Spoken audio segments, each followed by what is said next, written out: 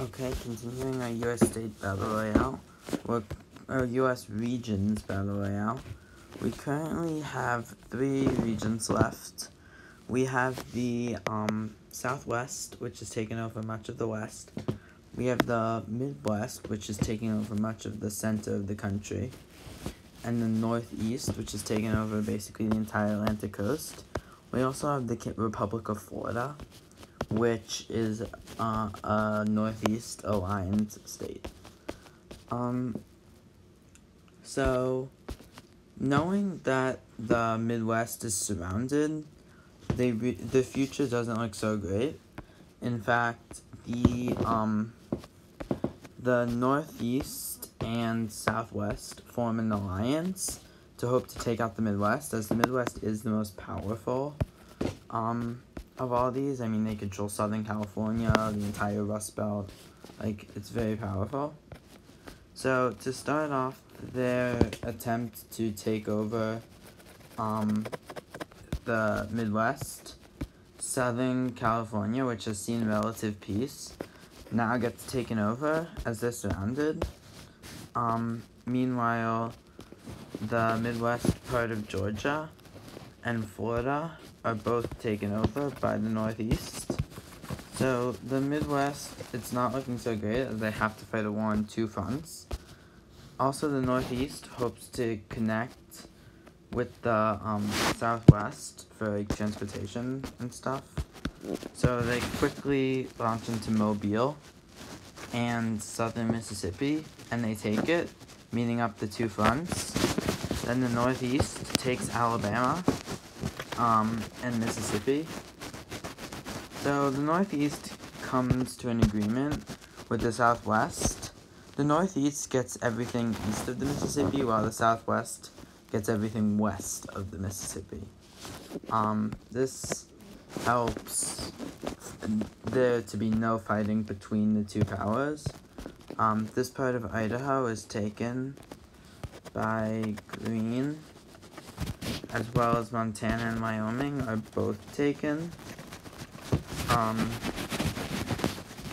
So the Midwest is definitely following they are still a very powerful nation, however.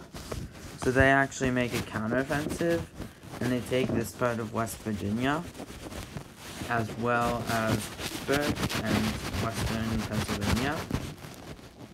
And they push up into Buffalo and Rochester. However, because, but this counteroffensive seriously weakens them.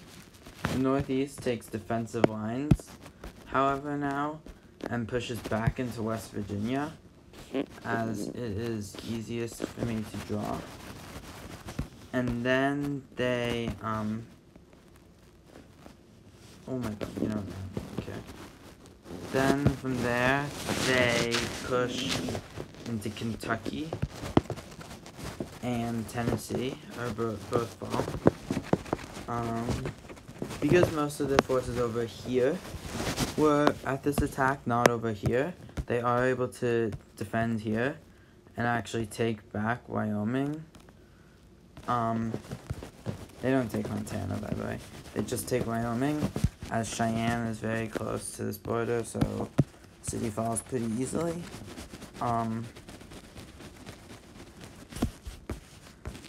But, so these forces are doing well.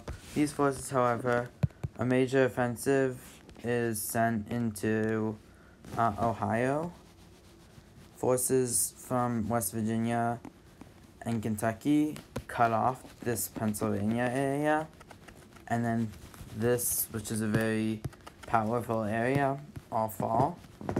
And Ohio falls with the capture of Columbus, Cleveland, and whatever that other one is, I don't know. Ohio falls, and now an assault is launched into Indiana from both sides over the Ohio River. A landing is made, and the state is captured. A landing is made in this part of Illinois, and from there they push up along the Mississippi River. and then they keep pushing instead of going for Chicago. They push up along the Mississippi and eventually reach the end, cutting off the Midwest into two.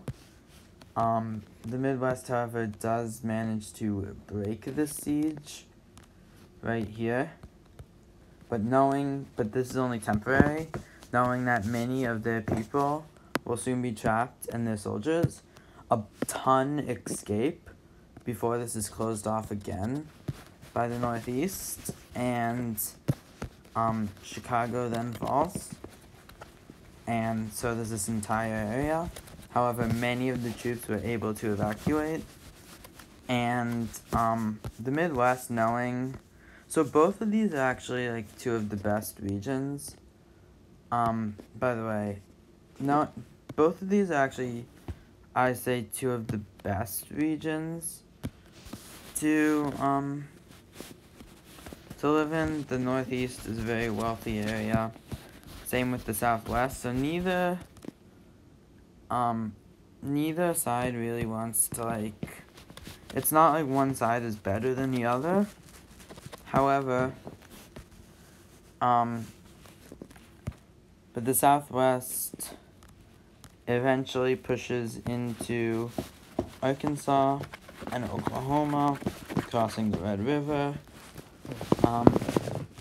In Missouri, in these Mississippi states, it's not that easy. In fact,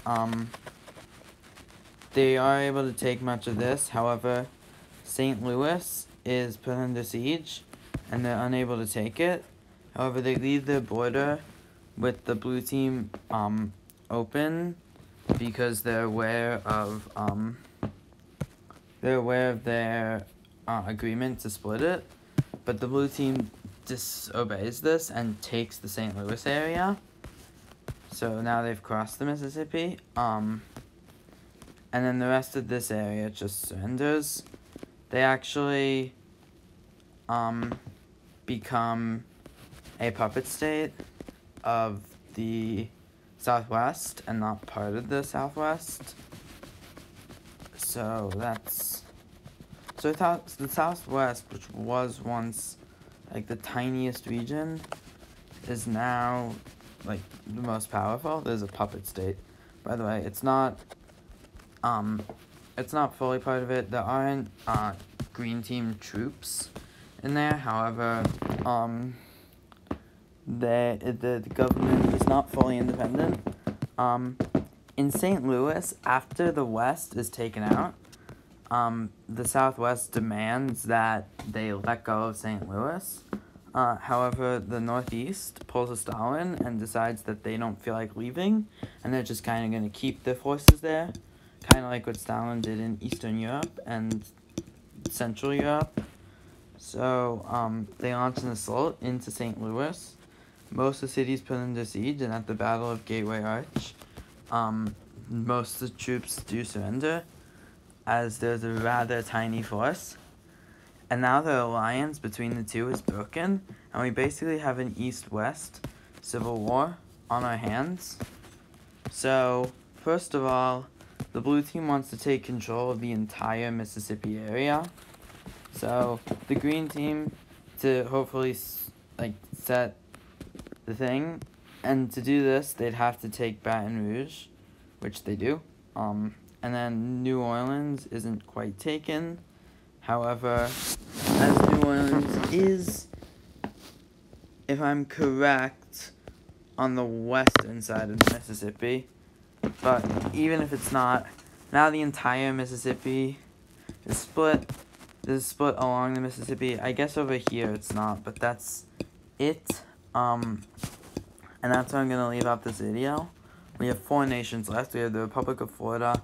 We have the Northeast, the Southwest, and then I guess we'll call this the